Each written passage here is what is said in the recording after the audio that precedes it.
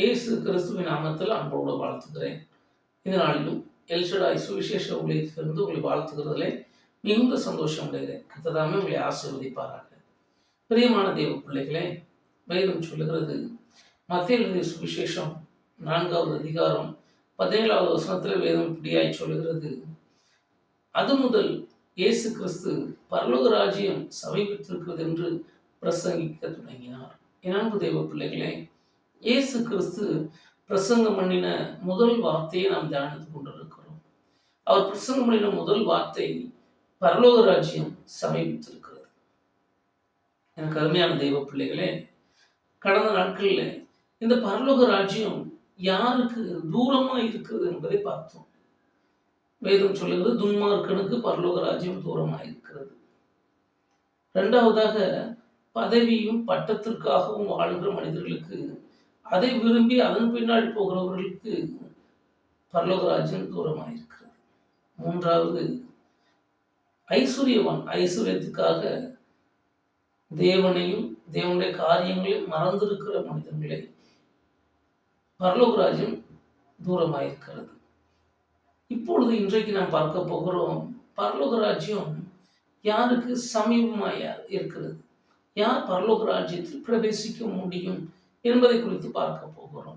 என் அன்பு தேவ பிள்ளைகளே, வேதம் சொல்லுகிறது, லூக்கா எழுதிய சுவிசேஷம் 18வது அதிகாரம் 17வது வசனத்தை வாசிக்கும் போது வேதம் நமக்கு தெளிவாய் சொல்லுகிற காரியம், எவனாகிலும் சிறு பிள்ளையை போல் தேவனுடைய ராஜ்யத்தை ஏற்றுக்கொள்ளாவிட்டால் அதில் பிரவேசிக்க மாட்டான் என்று மெய்யாகவே உங்களுக்கு சொல்லுகிறேன். எனக்கு அருமையான தெய்வ பிள்ளைகளே, தேவனுடைய வார்த்தை சொல்லுகிறது, நான் தேவனுடைய பரலோகத்தை, அந்த பரலோக ராஜ்யத்தை நாம் பிரவேசிக்க வேண்டும் என்று சொன்னால், நாம் அந்த பரலோக ராஜ்யத்துக்கு சென்றடைய வேண்டும் என்று சொன்னால் ஒரு காரியம் நமக்கு தேவைப்படுகிறது. வேதம் தெளிவாக சொல்வது, சிறு பிள்ளையை போல் ஏற்றுக்கொள்ள வேண்டும். அன்பு தெய்வ பிள்ளைகளே, சிறு பிள்ளைகளை எப்படி ஏற்றுக்கொள்ளும்? நாம் பார்க்கிறோம், சிறு பிள்ளைகள் தங்கள் பெற்றோர் தாய் தகப்பன் எதை கற்றுக் கொடுக்கிறார்களோ அதை அப்படியே செய்யும். சிறு பிள்ளைகள் தாய் தகப்பன் சொல்லுகிற சொல்லை அப்படியே கீழ்ப்படியும். இதைத்தான் என் அன்பு தெய்வ பிள்ளைகளே, இயேசு கிறிஸ்து சொல்லுகிறார், சிறு பிள்ளைகளை போல் நீங்கள் மாற வேண்டும். பாருங்க, ஒரு தகப்பனாவது அல்லது தாயாவது தன் பிள்ளைய, நீ இந்த காரியம் செய்யக்கூடாதுமா, இதனால் தீங்கு வரும் என்று சொன்னால் அந்த பிள்ளை அதை செய்யாமல் அப்படியே கீழ்ப்படுகிறது. பிள்ளை, அன்பு தெய்வ பிள்ளைகளே, சற்று யோசித்து பாருங்க, பரலோக ராஜ்யம் சிறு பிள்ளைகளை போல இருக்கு. சிறு பிள்ளைகளை போல நம்ம மாற்றிக் கொள்கிறவர்களுக்கு இருக்கு. இன்றைக்கு அந்த சிறு பிள்ளைகளுடைய சுவாபம், சிறு பிள்ளைகளுடைய என்ன சுவாபம் உண்டு? கொஞ்சம் கவனித்து பாருங்க. பெற்றோர் அல்லது வயதில் முதிர்ந்தவர்கள், அவர்களோட அனுபவத்தில் கொஞ்சம் கூடியவர்கள், பெரியவர்கள் சொல்லுகிறத பிள்ளைகள் அப்படின்னு நம்பும். என் அன்பு தெய்வ பிள்ளைகளே, சிறு பிள்ளைகளிடத்தில் ஒரு கதையை சொல்லுங்க, அந்த கதையை சிறு பிள்ளை நிஜம் என்று நம்பிக்கொள்ளும். சற்று யோசித்து பாருங்களேன். நாமும் சில காரியங்களை நம்புகிறோம், நாமும் சில காரியங்களை விசுவாசிக்கிறோம். ஒரு உதாரணத்தை கொண்டு நான் உங்களுக்கு சொல்லக்கூடும். உலகத்தில் டைனோசர்ஸ் அது இருந்தது என்று சொல்றாங்க. என் அன்பு தேவ பிள்ளைகளே, வேதமும் இருந்தது என்று சொல்லுகிறது. யோகுவின் புஸ்தகத்தில் நாம் வாசிக்கிறோம். என் அன்பு தெய்வ பிள்ளைகளே, அந்த டைனோசர்ஸ் இருந்ததுக்கான ஒரு வேதத்தில் ஆழ்ந்த ஒரு சத்தியம் இருக்கிறது. அல்லது உலகத்தில் அநேக அதனுடைய எலும்பு கூடுகள் அல்லது அதனுடைய உருவத்தை போன்றவைகள் கிடைத்திருக்கிறது. அதை வைத்து ஆராய்ச்சி பண்ணி டைனோசர்ஸ் என்று ஒன்று இருந்தது என்று சொல்லி விஞ்ஞானத்தின் பூர்வமாக நிரூபிக்கப்படுகிறது. அதை நாம் நம்புகிறோம். அதை வைத்து அநேகர் பல படங்களை எடுத்து பல கோடிகளுக்கு சேல்ஸ் பண்ணுறாங்க. என் அன்பு தெய்வ பிள்ளைகளே, அதில் நமக்கு காரியம் கொஞ்சம் சிந்திச்சு பாருங்க. இதை நாம் நம்புகிறோம். டைனோசர்ஸ் உண்டு, உலகத்திலே வாழ்ந்தது என்று நம்புகிறோம்.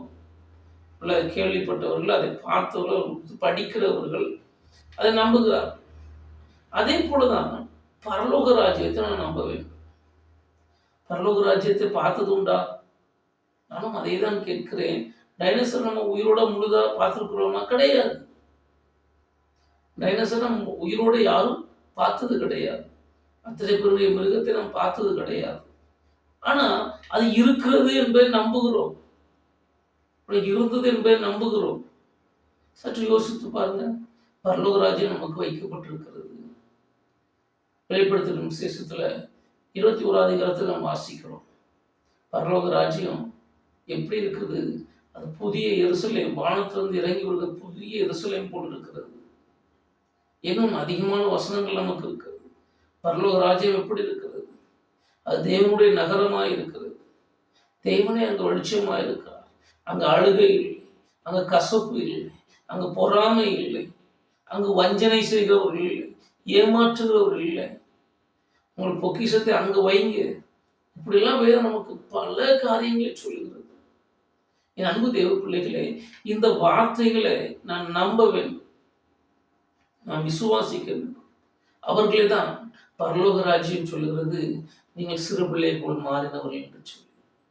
எப்படி ஒரு சிறு பிள்ளை அல்லது நாமே இன்றைக்கு ஒரு டைனோசர் இருக்கு நம்புகிறோமோ, அது வாழ்ந்தது உலகத்தில் நம்புகிறோமோ, அதே போல பரலோக ராஜ்யம் என்று ஒன்று எனக்காக வரப்போக்கு என்பதை சிறு பிள்ளை போல நம்பி அதற்காக தேவ சமூகத்தில் காத்திருந்தால், அதை விசுவாசித்தா நாம் பரலோக ராஜ்யத்துக்கு பிள்ளையாயிருக்கிறோம். பிரியமான தேவ பிள்ளைகளே, சற்று கவனித்து பாருங்க. இந்த உலகத்துல அநேக காரியங்கள் இருக்கு. அநேக காரியங்கள் நமக்கு அநேக காரியங்கள் மறைக்கப்பட்டிருக்கிறது. ஒருவேளை சில காரியங்களை நாம் கற்றுக்கொண்டு இருக்கிறோம். அதே போல்தான் பரலோக ராஜ்யம் நமக்கு மறைக்கப்பட்டிருக்கு. அதனுடைய நிலநாட்டமாய் வேதம் நமக்கு எழுதி வச்சிருக்கிறது. வேதத்தில் நமக்கு சொல்லப்பட்டிருக்கு பரலோக ராஜ்யம் எப்படி இருக்கும். அது தேவனுடைய நகரமாய் இருக்கிறதே. அங்க தேவனே ஒளியாய் வெளிச்சமா இருக்கிறாரே. அங்க மகிமை நிறைந்ததா இருக்கு. எத்தனையோ காரியங்களை குறித்து வேதம் சொல்லுகிறது. என் அன்பு தேவ பிள்ளைகளே, இதை நாம் விசுவாசிக்க வேண்டும், நம்ப வேண்டும். இயேசு கிறிஸ்து அப்படிப்பட்டவர்களே தான் இங்கு பார்த்து சொல்லுகிறார். இப்ப நீங்க பரலோக ராஜ்யத்தை சிறு பிள்ளைகள் நம்புகிறது போலவே நம்ப வேண்டும். எப்படி ஒரு சிறு பிள்ளை தன் தகப்பனாவது தாயாவது சொல்லுகிறதை நம்புகிறதோ, அதை போலவே நீ நம்ப வேண்டும். அதை போலவே நீ விசுவாசிக்க வேண்டும். என் அன்பு தெய்வ பிள்ளைகளை, நீங்களும் நானும் எப்படி விசுவாசிக்கிறோம் என்பதெல்லாம் பரலோகம் இருக்கு. பரலோக ராஜ்யம் எனக்கு சமீபத்தில் இருக்குன்னு நான் சொல்லணும்னா, நான் அதை நம்ப வேண்டும். அதை எனக்கு சமீபமாய் கற்றுக் கொடுத்திருக்கிறார். அதிலே நான் பிரவேசிப்பேன். அங்கே அழுகை இல்லை, பற்கடிப்பு இல்லை, சோகம் இல்லை, துக்கம் இல்லை. அங்கு தேவனை அழைத்து செல்வார் என்று சொல்லி விசுவாசித்தோம் என்று சொன்னார், நம்பினோம் என்று சொன்னால், சிறுவிலே போல் நம்பினோம் என்று சொன்னால், நிச்சயமாக அந்த பரலோகம் நமக்கு கொடுக்கப்படும். அருமை தெய்வ பிள்ளைகளே, அந்த பரலோக ராஜ்யத்தை நாம் காண ஆசை உள்ளவர்களாய், எப்படி சிறு பிள்ளைகள் ஒரு சின்ன கதாபாத்திரத்தை நாம் சொல்லுகிறோம், அந்த கதாபாத்திரத்தில் உள்ளவர்களை பார்க்க ஆசைப்படுகிறது போல, இன்றைக்கு நாமும் என் அருமை தெய்வ பிள்ளைகளே, வேதம் சொல்லுகிறது பரலோக ராஜ்யம் சமீபித்திருக்கிறது, அதை ஏற்றுக்கொள்ளுங்கள், அதை விரும்புங்கள் என்று சொல்லி அந்த பரலோக ராஜ்யத்தை, அந்த பரலோக சந்தோஷத்தை நாம் விரும்புவோம், ஏற்றுக்கொள்ளுவோம். கர்த்தர் நம்மை ஆசீர்வதிப்பார். ஜெபிப்போமா? அன்பின் பரலோக பிதா, நம்மை நோக்கி பார்க்கிறோமப்பா. இதோ இந்த நாளில் கொடுக்கப்பட்ட வார்த்தைக்காய் உமக்கு நன்றி. பரலோக ராஜ்யம் சிறு பிள்ளையை போல ஏற்றுக்கொள்கிறவர்களுக்கு சமீபமாயிருக்கு.